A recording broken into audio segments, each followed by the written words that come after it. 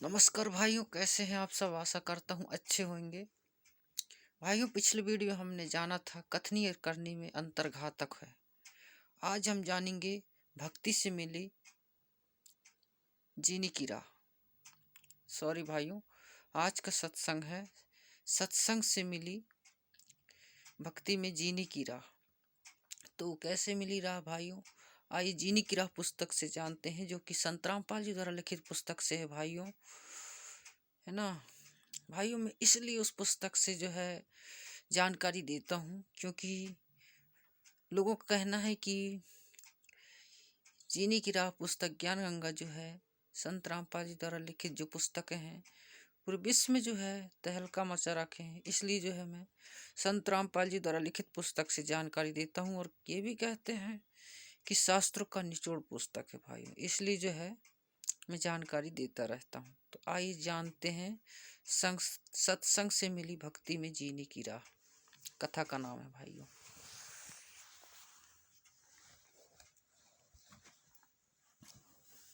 ये है भाइयों वह जीने की राह पुस्तक। जैसे कि मैं हर वीडियो में बताता रहता हूँ कि इस पुस्तक को जो है आप निःशुल्क घर बैठे मंगवा सकते हैं।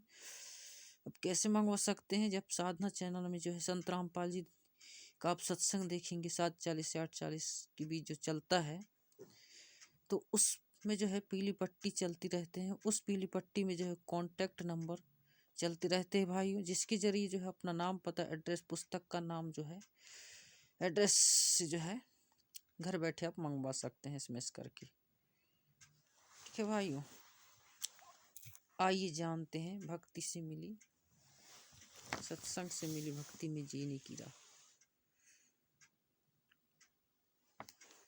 ये है भाइयों, कथा ऐसा है।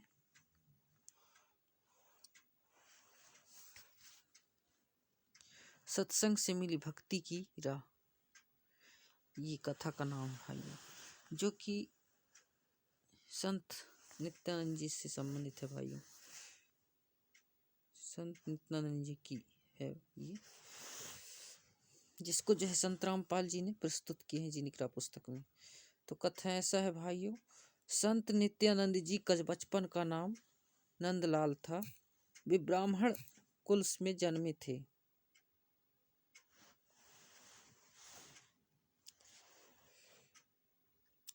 संत गरीबदास जी माने गांव छुड़ानी, जिला झज्जर के कुछ समयकालीन थे।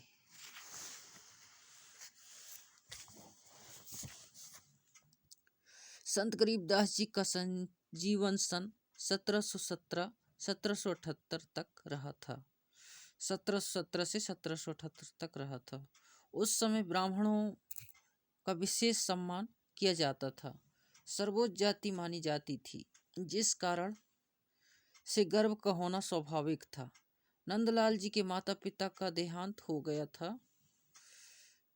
उस समय वे 7-8 वर्ष के थे। आप जी के नाना जी नरनौल के नवाब के कार्यालय में उच्च पद पर विराजमान थे। आप जी का पालन पोषण नाना नानी जी ने किया। शिक्षा के उपरांत नाना जी ने अपने दोहते नंदलाल को नौरनाल में तहसीलदार लगवा दिया। एक तो जाति ब्राह्मण, दूसरे उस समय तहसीलदार का पद, जिस कारण से अहंकार का होना सामान्य बात है। तहसीलदार जी का विशेष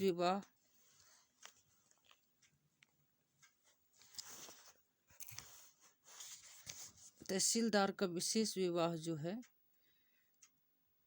भी नाना नानी ने कर दिया था। तहसीलदार के महल से थोड़ी दूरी पर एक वैष्णव संत की गुमानी दास जी अपने किसी भक्त के घर सत्संग कर रहे थे। वे श्री विष्णु जी के भक्त थे।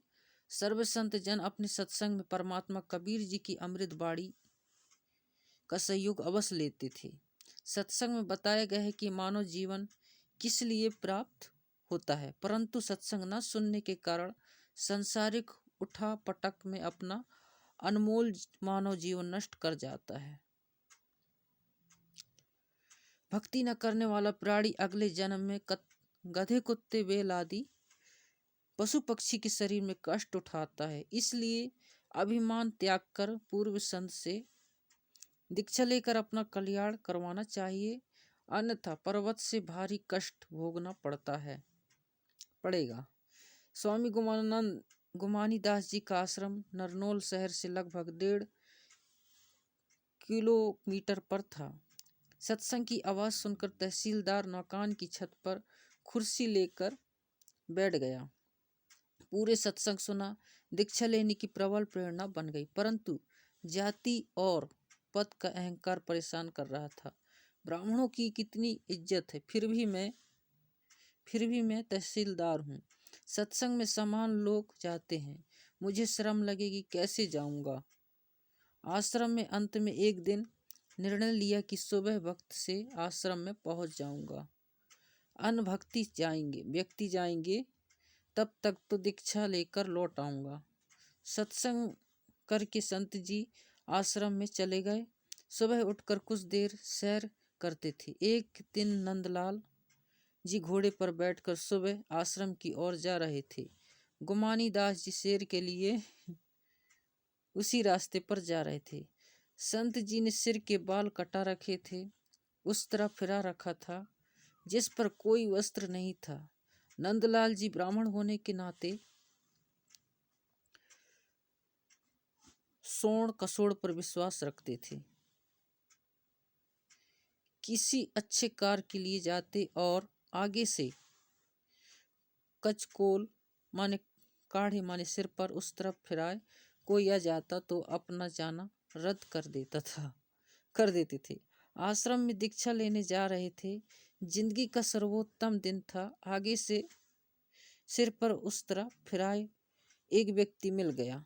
नंदलाल जी का माया था ठनका और क्रोध आया। विचार किया कि आज दीक्षा का अवसर नहीं छोड़ना है, परंतु अपने सोण कसोड़ को भी निष्क्रिय करना था। इसलिए अपने आप समाधान निकाल लिया कि इस मनहूस के सिर में टोला माने हाथ की एक उंगली का उल्टा भाग मार देता हूँ, कसोड़ समाप्त हो जाएगा। इसी उद्देश्य से घोड़ा उस व्यक्ति संत गुमानी दास जी के पास जाकर रोका और कहा कि हे कमबख्त, तूने आज ही सिर मुड़वाकर मेरे सामने आना था।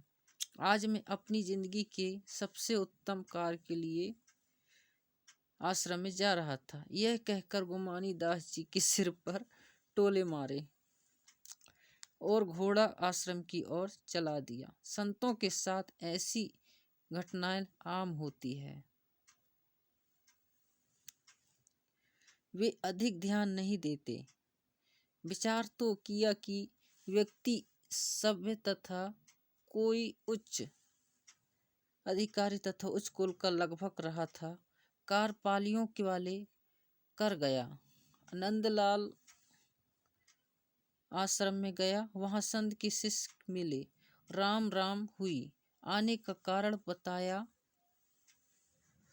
घोड़ा वृक्ष से बांध दिया और संत जी के आसन पर बैठे तो घोड़ा देखा, फिर समझते देर न लगी। नंदलाल जी ने देखा तो शर्म के मारे नीची गर्दन कर ली। गुमानी दास जी को आश्रम के भक्तों ने बता दिया था कि यह एक तहसीलदार जी दीक्षा लेने आए हैं। नंदलाल जी संत के चरणों में गिर गए और टोला मारने का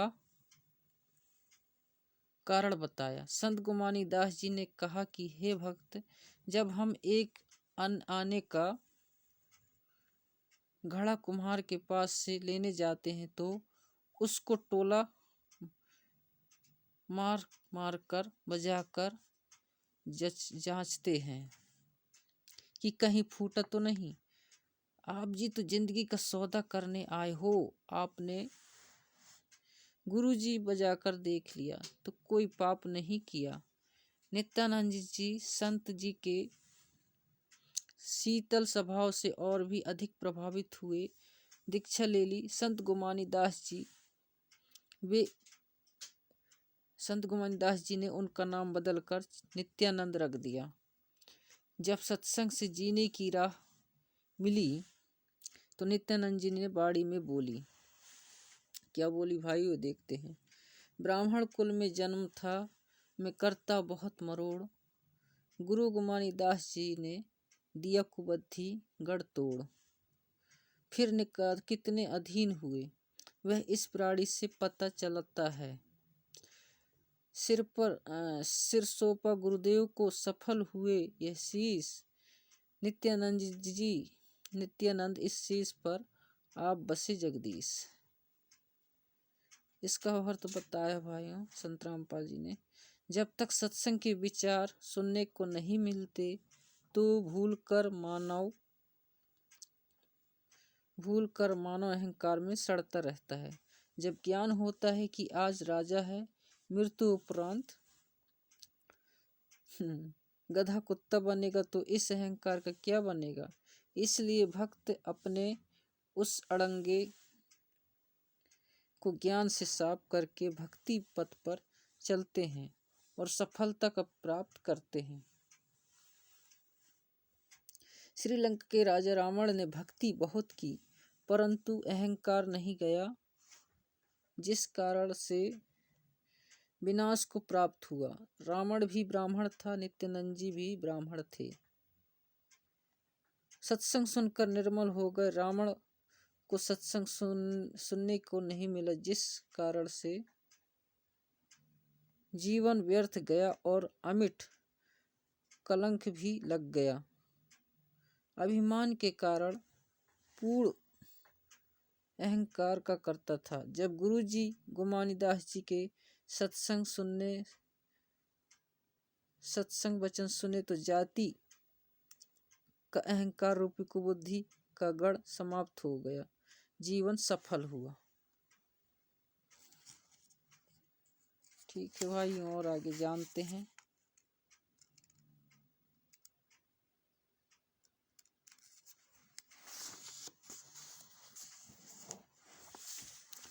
नित्यानंद जी का शब्द है भाइयों।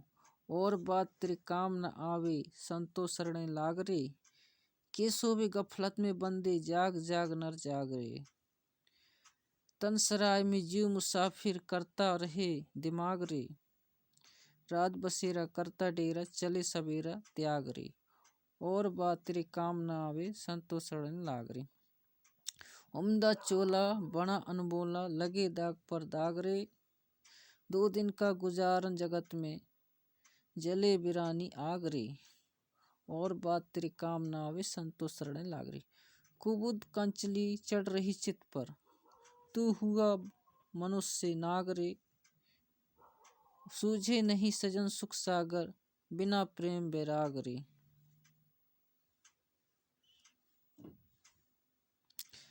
हरि सुमरे सुहंस कहावे, कामी क्रोधी काग रे। भवरा न भर में विष के मन में, चल बेगमपुर बाग रे। और बात तेरे काम न आवे, संतो शरण लाग रे। शब्द सेन सदगुरु की पहचानी, पाया अटल सुहाग रे। नित्यानंद महबूब गुमानी, प्रगटे पूर्ण भाग रे। और बात तेरे काम न आवे, संतो शरण लाग रे। अब इसका आगे जानते हैं भाइयों हिंदी में। ठीक है। वास्तव में यह ऊपर लिखा शब्द कबीर जी का है, फिर भी हमने ज्ञान प्राप्त करना है। संत नित्यानंद जी ने अपने शिष्य जीवन के अंतिम दिन जोटेला तालाब पर भक्ति करके व्यतीत किए। जटेला तालाब भिवानी जिले की तहसील दादरी में कई गांवों की सीमा पर बना है। माने गांव मझारा माने बिगोवा बांस शादी आदि की सीमा पर है। संत नित्यानंद जी श्री विष्णु माने श्री कृष्ण जी की भक्ति करते थे। उनके गुरु श्री गुमानी दास जी दिल्ली के संत की शरण दास वैष्णव के शिष्य थे। पाठक जन पढ़ें। सृष्टि रचना इसी पुस्तक के पृष्ठ 235 पर है। आप जी को ज्ञान होगा कि संत नित्यानंद जी को किस श्रेणी का मोक्ष प्राप्त हुआ है। अतः संत गरीबदास जी को परमात्मा कबीर जी मिले थे। उन्होंने संत गरीबदास जी को बताया कि संत भक्त किसी भी स्तर की भक्ति कर रहा है वह आदरणीय, परंतु जब तक परम सद्गुरु अन्नपूर्ण गुरु नहीं मिलेगा जो 2 शब्दों का सच्चा नाम दीक्षा में देता है, तब तक न तो उस गुरु जी की मुक्ति है और ना ही शिष्य की। गरीबदास संत सब नेक है, आप अपनी ठोर जो निज धाम पहुँचावे ही, सो साधु कोई और। गरीबदास साध हमरे सगे हैं, न काहू को दोष, जो सार नाम बतावाही, सो साधु सिर पर पोष। श्री विष्णु जी का स्वयं जन्म मरण रहता है तो उस उपासक को वह मोक्ष नहीं मिल सकता। जो गीता अध्याय 15 श्लोक 4 में कहा है कि तत्वदर्शी संत से तत्व प्राप्ति के पश्चात परमेश्वर के उस परम पद की खोज करनी चाहिए जहाँ जाने के पश्चात साधक फिर लौटकर संसार में कभी नहीं आता है। संकल्प केवल अतः केवल उस परमेश्वर की भक्ति करो जिसने संसार रूपी वृक्ष की रचना की है। संसार का विस्तार जिनसे हुआ है वह है ये है भाई। आगे जानते हैं। हिंदू समाज गुरुजन कहते हैं कि गीता का ज्ञान श्री कृष्ण जी ने को सुनाया था। श्री कृष्ण जी श्री विष्णु जी की का अवतार यानी स्वयं विष्णु जी माने जाते हैं। श्रीमद्भागवत गीता के अध्याय 4 श्लोक 5 में गीता बोलने वाले ने कहा है कि अर्जुन तेरे और मेरे बहुत जन्म हो चुके, तू नहीं जानता मैं जानता हूँ। इससे स्पष्ट हुआ कि श्री विष्णु जी नासवान हैं, मृत्यु होता रहता है। श्री देवी पुराण के 3 स्कंद में स्वयं विष्णु जी ने कहा है कि मैं विष्णु माने ब्रह्मा तथा शंकर जन्मते मरते हैं, हमारा तो आविर्भाव माने जन्म तिरुभाव मृत्यु हुआ करता है। इससे भी स्पष्ट है कि श्री विष्णु जी अविनाशी नहीं है।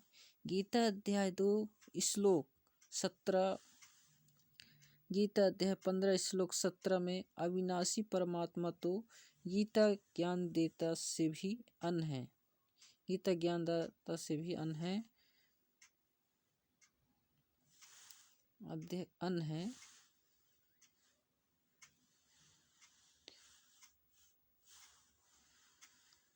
अन भारत सर्वभाव से तू उस परम पद की शरण में जा। उस परमेश्वर की कृपा से परम शांति को तथा सनातन परम धाम को प्राप्त होगा। इन प्रमाणों से समाज में पता चलता है कि श्री नित्यानंद जी को गीता में वर्णित पूर्ण मोक्ष प्राप्त नहीं हुआ। कबीर जी ने कहा है कि जो जाकी शरणा बसे ताको ताकी जो जाकी शरणा बसे ताको ताकी लाज, जल सोही मछली चढ़े बह जाते गजराज। जो भक्त, इसका अर्थ बताया भाइयों कबीर संत रामपाल जी ने, जो भक्त जिस भी देवी देव की भक्ति करता है वह इष्ट सा अपने भक्त को राहत अवश्य देता है, जो समान व्यक्ति के लिए अनहोनी के समान होती है। उदाहरण के लिए यदि किसी व्यक्ति ने थानेदार की सेवा कर रखी है यानी मित्रता कर रखी है तो थानेदार अपने मित्र को थाने में आने पर कुर्सी पर बैठाकर बिठाकर है जो चाय भोजन खिलाता पिलाता है जो समान व्यक्ति के लिए संभव नहीं है।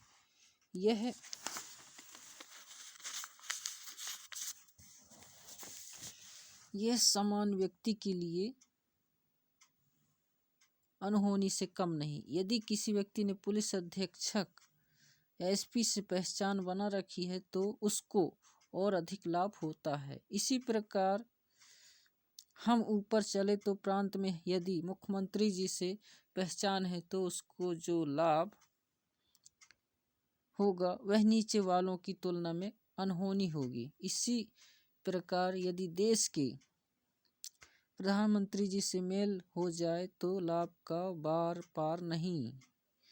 लेखक यह कहना चाहता है कि यदि कोई व्यक्ति देवी देवताओं की भक्ति करता है तो लाभ तो उनको भी मिलता है, परंतु जो लाभ पूर्ण परमात्मा की भक्ति से लाभ होता है। यदि प्रधानमंत्री का व्यक्ति तो उसके साथ देश के सर्व मुख्यमंत्री तथा अनधिकारी कर्मचारी हो जाते, सब उसका सहयोग करते, विरोध का स्थान नहीं रहता। इसी प्रकार पूर्ण परमात्मा की भक्ति करने वाले भक्त के साथ विश्व के सब देवी देवता हो जाते हैं। वे उसकी हर संभव सहायता करते हैं, बाधा नहीं करते। यदि कोई भूत पितृ प्रेत भैरव बेताल पूर्ण परमात्मा के भक्त को हानि करने की सोचता है तो देवी देवता ही उनको दूर कर देते हैं और बताते हैं कि तुम्हें पता है वह किसकी शरण में है। फिर विश्वोत्तान शक्तियां भय मानकर कोई हानि करने की हिम्मत नहीं करते। यदि गलती से किसी भूत प्रेत ने कुछ छेड़छाड़ परमेश्वर के भक्त से कर दी है तो उसे परमेश्वर के गढ़ पकड़कर ले जाते हैं और पिटाई करके सलाखों के अंदर बंद कर देते हैं। परमात्मा कबीर जी ने कहा है कि एक के साधे सब सधे, सब साधे सब जाए, माली सींचे मूल को फूले फले अघाए। इसलिए पूर्ण परमात्मा की भक्ति करें। वर्तमान में मेरे माने संत रामपाल दास के अतिरिक्त विश्व में किसी को सत्य ज्ञान नहीं है। आप आए और दीक्षा लेकर अपना तथा परिवार का कल्याण करवाएं। ठीक है भाइयों, अगले वीडियो में जानेंगे मणिराम कथावाचक पंडित जी की करनी, जो कि संत रामपाल जी की बुक से हम जानकारी दूंगा। भाइयों वीडियो पसंद आए तो वीडियो को लाइक शेयर कमेंट, चैनल को सब्सक्राइब जरूर करना ताकि आने वाला वीडियो सबसे पहले आप लोग को दिखाई दे। ठीक है भाइयों।